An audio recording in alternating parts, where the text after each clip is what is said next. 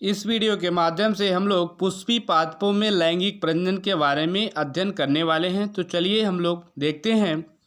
जैसा कि इसमें दिया है, क्या हम भाग्यशाली नहीं हैं कि पादप लैंगिक प्रजनक है। असंख्य प्रकार के पुष्प जिनमें हम आनंद से टकटकी लगाकर देखते सूंघते हैं तथा जिनकी महक से हम मदहोश हो जाते हैं और उनके भरपूर रंग आदि, यह सभी बात उसके लैंगिक प्रजनन में सहायक होती हैं।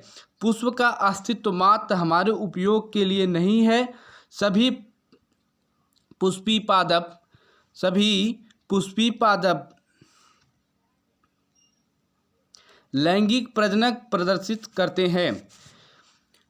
पुष्पक्रमों, पुष्पों तथा पुष्पी अंगों की संरचना की विविधता पर एक दृष्टि डालें तो वे अनुकूलन की एक व्यापक परिधि को दर्शाता है। देखिए, इसमें दिया गया है कि पुष्प का जो मनमोहक अंग होता है वो सारे पुष्प के प्रजनन काल में सहायक के लिए उत्तरदायी होते हैं। और दूसरी बात कि सभी पुष्पी पादप, जितने भी पुष्पी पादप होते हैं, सब में लैंगिक प्रजनन को देखा जा सकता है। और पुष्पक्रम, पुष्प तथा पुष्पी अंगों की संरचना की विविधता की अगर हम बात करें तो वे जो होते हैं अनुकूलन की एक व्यापक परिधि को दर्शाता है, ताकि लैंगिक जनन का अंतिम उत्पाद फल और बीज की संरचना सुनिश्चित कर सके या हो सके।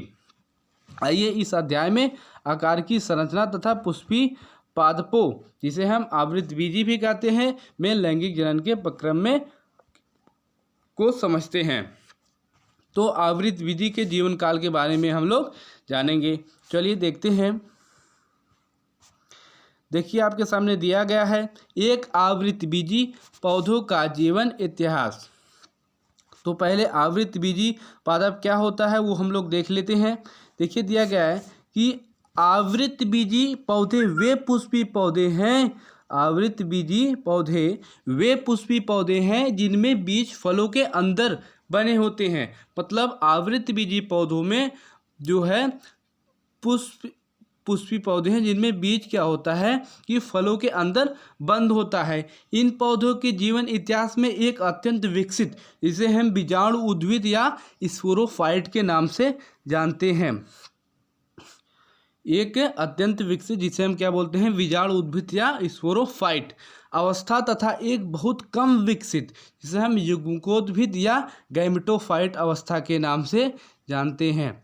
विकसित अवस्था को बीजाणु उद्भिद या स्पोरोफाइट तथा कम विकसित अवस्था को युग्मकोद्भिद या गैमेटोफाइट अवस्था के नाम से जानते हैं। दो अवस्थाएं मिलती हैं आवृतबीजी पौधों के अंदर, दो अवस्थाएं मिलती हैं। एक आपका होता है स्पोरोफाइटिक और दूसरा आपका होता है गैमेटोफाइट। तो विकसित अवस्था को हम स्पोरोफाइट तथा अविकसित या कम विकसित अवस्था को हम गैमेटोफाइट अवस्था के नाम से जानते हैं। आगे बढ़ते हैं।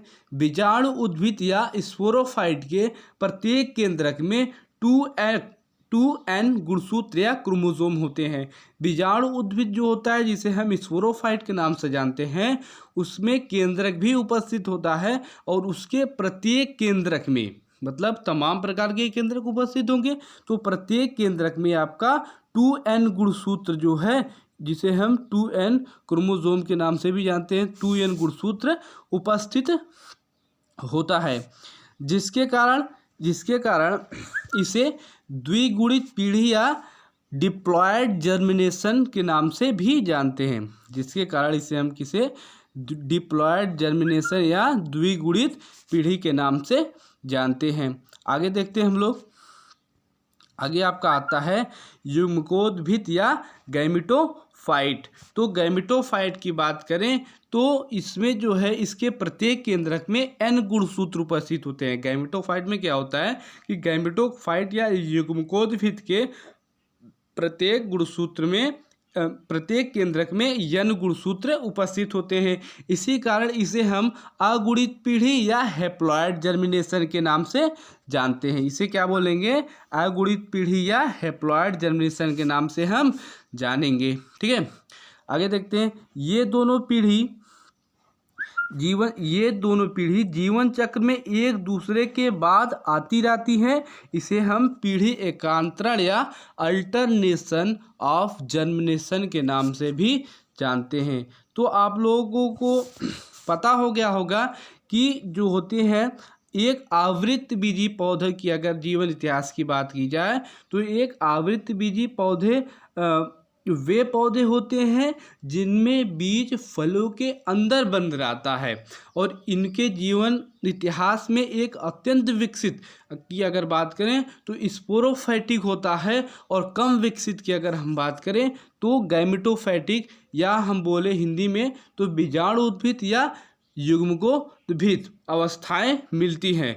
बीजाणु उद्भिद जो होता है उसके प्रत्येक केंद्र की अगर हम बात करें तो उसमें 2n गुणसूत्र उपस्थित होते हैं या 2n क्रोमोसोम उपस्थित होते हैं, जिसलिए उसको हम द्विगुणित पीढ़ी या डिप्लॉयड जर्मिनेशन के नाम से जानते हैं। परंतु युग्मकोद्भिद या गैमेटोफाइट की बात करें तो उसके प्रत्येक केंद्रक में n गुणसूत्र उपस्थित होने के कारण उसको हम जो है अगुणित पीढ़ी या हैप्लॉयड जर्मिनेशन के नाम से जानते हैं। और यही दोनों पीढ़ी जीवन चक्र में एक दूसरे के बाद आती रहती हैं और इसी को हम क्या बोलते हैं, पीढ़ी एकांतरण या अल्टरनेशन ऑफ जर्मिनेशन के नाम से जानते हैं। तो चलिए एक बार हम पुष्प के चित्र के ऊपर दृष्टि डालते हैं और उसके बारे में थोड़ा बहुत देखते हैं।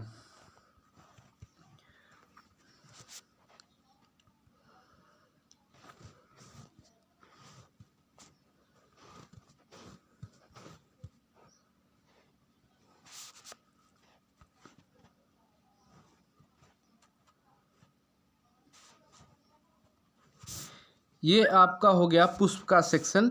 तो आप देखिए इसमें क्या है, आपका बाह्य दलपुंज उपस्थित है, आपके तंतु भी उपस्थित हैं, आपके परागकोश भी उपस्थित हैं, पंखुड़ी भी उपस्थित हैं, वर्तिकाग्र उपस्थित है और वर्तिका भी उपस्थित है और आपका यहाँ पे अंडाशय भी उपस्थित है। तो ये सारे भाग जो है मिलकर पुष्पों में लैंगिक जनन में सहयोग करते हैं और नए पुष्प उत्पन्न करने में सहायता करते हैं। तो एक एक के बारे में हम लोग जानते हैं। बाह्य दलपुंज क्या होता है, यह पुष्प का सबसे बाहरी किनारा होता है जो अंडाशय के ऊपर लगा हुआ होता है तथा पंखुड़ी को चारों तरफ से आपस में जकड़े हुए होता है। और उसके बाद पंखुड़ी की बात करें तो पुष्प के जो कलरफुल होते हैं जिसके द्वारा कीट पतंगे या कोई भी जीव जंतु आकर्षित होता है वो पुष्प की पंखुड़ी कहलाती है। पराग कोश की बात करें तो पराग कोश जो है ये होता है नर जननांग। पुष्प में क्या होता है, नर जननांग होता है। पराग कोश जो होता है ये एक पराग तंतु के ऊपर बना हुआ, देखिए ये जो पतला पाइप नुमा भाग है ये तंतु कहलाता है और इस तंतु के ऊपर जो आपको दिखाई दे रहा है उसे हम क्या बोलते हैं, पराग कोश बोलते हैं। और इसी पराग कोश के ऊपर परागकण उपस्थित होते हैं। उसके बाद हम बात करते हैं वर्तिकाग्र और वर्तिका की। तो आपकी जो वर्तिका होती है वो ये बीच वाला सेंटर वाला जो पाइप नुमा भाग है वो वर्तिका है, जो सीधे आपको दिखाई दे रहा होगा कि अंडाशय से आकर जुड़ी हुई होती है। और इसी वर्तिका के ऊपर आपका जो है वर्तिकाग्र बना हुआ होता है। ये परागकण उड़कर इसी वर्तिका के ऊपर जाता है और इसी वर्तिका के माध्यम से ये अंडाशय में प्रवेश कर जाते हैं और जो है भ्रूणी विकास होना आरंभ हो जाता है। तो चलिए हम लोग आगे देखते हैं। अब हम लोग अध्ययन करेंगे पराग कोश या पराग कण के बारे में। पराग कण या पराग कोश होता क्या है, आइए देखते हैं हम लोग।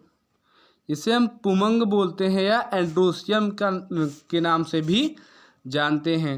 यहाँ पे देखिए पुमंग जिसे हम पुंकेसर या के नाम से जानते हैं, ये नर जननांग होता है पुंकेसर। पुंकेसर वही आपके परागकोश और परागकण पाए जाते हैं पुंकेसर पे। तो चलिए, इसका दूसरा नाम जो है आपका सामने है सूक्ष्म बीजाणु धानी। देखिए इसमें दिया है कि एक पुंबंग में एक या एक से अधिक पुंकेसर उपस्थित होते हैं। एक पुंबंग में अगर एक पुंबंग, एक एंड्रोसियम की बात की जाए, जैसे आपके सामने चित्र में दिया गया है, ये आपका हो गया एंड्रोसियम। तो एक एंड्रोसियम में एक या एक से अधिक जो है पुंकेसर उपस्थित होते हैं। पुंकेसर का मतलब क्या हो गया? सूक्ष्म बीजाणु धानी। आवृतबीजी पौधों में यह नर जननांग होता है। क्या होता है? जो आपका पुंबंग होता है, जिसे हम पुंकेसर कहते हैं, आवृतबीजी पौधों का ये क्या होता है? नर जनन अंग होता है। आगे देखते हैं, इससे परागकण अथवा सूक्ष्म बीजाणु, इससे परागकण अथवा सूक्ष्म बीजाणु उत्पन्न होते हैं। साधारणतः प्रत्येक पुंकेसर में एक बीजाणुयुक्त भाग परागकोश तथा एक लंबा पतला वृत्तांत फिलामेंट होता है। आप देखिए इसमें दिया गया है कि इससे जो है प्रत्येक पुंकेसर में एक बीजाणुयुक्त भाग क्या होता है? परागकोश होता है। ये आपको परागकोश के नाम से जाना जाता है आपका। और जो आपका लंबा पतला वृत्तांत होता है, जिसे हम फिलामेंट के नाम से जानते हैं, ये आपका क्या हो गया? तंतु वाला जो है, ये आपका क्या हो गया? तंतु हो गया, या फिलामेंट कह सकते हैं इसको। परागकोश में प्रायः 2 पालियां पाई जाती हैं। आप देख सकते हो, ये परागकोश हो गया, एक इधर है, दूसरा इधर है। 2 पालियां परागकोश में पाई जाती हैं, जो एक महीन संयोजी द्वारा जुड़ी होती हैं। ये दोनों जो है एक महीन संयोजी द्वारा जुड़ी हुई हैं। आगे हम लोग देखते हैं, संयोजी में संवहन बंडल होता है। प्रत्येक परागकोश पाली में प्रायः 2 प्रकोष्ठ होते हैं, जिन्हें परागपुट या सूक्ष्म बीजाणुधानी के नाम से जाना जाता है। अब आप देखिए, ये दोनों परागकोश में 2 प्रकोष्ठ पाए जाएंगे। आपके सामने दिखाई दे रहा होगा कि ये जो है एक परागकोश में 2 प्रकोष्ठ, दूसरे परागकोश में 2 प्रकोष्ठ। इसे हम जो है परागपुट या सूक्ष्म बीजाणु धानी के नाम से भी जानते हैं। आगे देखिए, इस प्रकार प्रत्येक परागकोश में 4 सूक्ष्म बीजाणु धानियाँ होती हैं। आप देख पा रहे हो कि प्रत्येक परागकोश में जो है 4 सूक्ष्म बीजाणु धानियाँ उपस्थित हैं। आगे देखिए आप, आगे दिया गया है,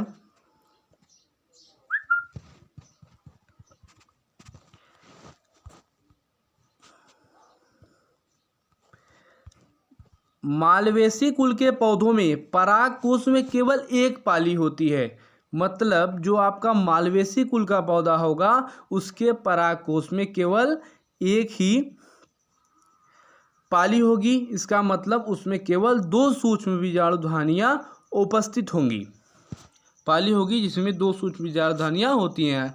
आगे देखिए, सूक्ष्म बीजाणु धानी के अंदर परागकण या सूक्ष्म बीजाणु भरे रहते हैं, क्योंकि परागकणों का निर्माण परागकण मातृकोशिकाओं या सूक्ष्म बीजाणु मातृकोशिकाओं से होता है। आगे देखते हैं हम लोग,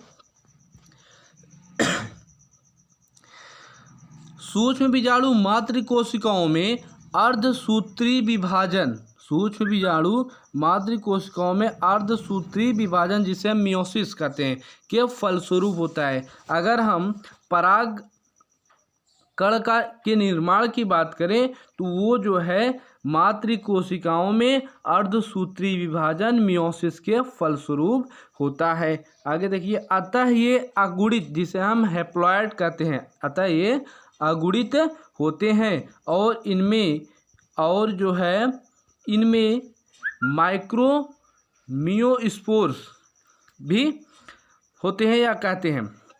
देखिए, परागकोश के परिपक्वन होने पर प्रत्येक परागकण 2 सूक्ष्म बीजाणु धानियों के मध्य बंध ऊतक नष्ट हो जाते हैं। आप देख सकते हो कि जब परागकोश परिपक्व हो जाएगा तो जो आपका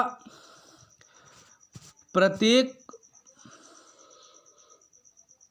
सूक्ष्म बीजाणुधानी या परागपुट होगा वो दो रैप्चर करके दो परागपुट का निर्माण कर लेगा, जिससे परागकोश की प्रत्येक पाली में केवल दो प्रकोष्ठ बन जाते हैं। देखिए आगे दिया है कि जिससे पराग कोश की प्रत्येक पाली में केवल दो प्रकोष्ठ बन जाता है। इस प्रकार विस्फोटन के समय एक परागकोश में केवल दो प्रकोष्ठ ही रहते हैं। तो हम लोगों ने जो है पुंगंग या एंड्रोसियम, जिसे हम नर जनन अंग के नाम से जानते हैं, इसके बारे में जाने। एक बार फिर से मैं आप लोगों को बता देना चाहता हूँ कि पुंगंग या पुंकेसर, जिसे हम सूक्ष्म बीजाणुधानी के नाम से जानते हैं, आवृत बीजी पौधों में यह नर जनन अंग होता है।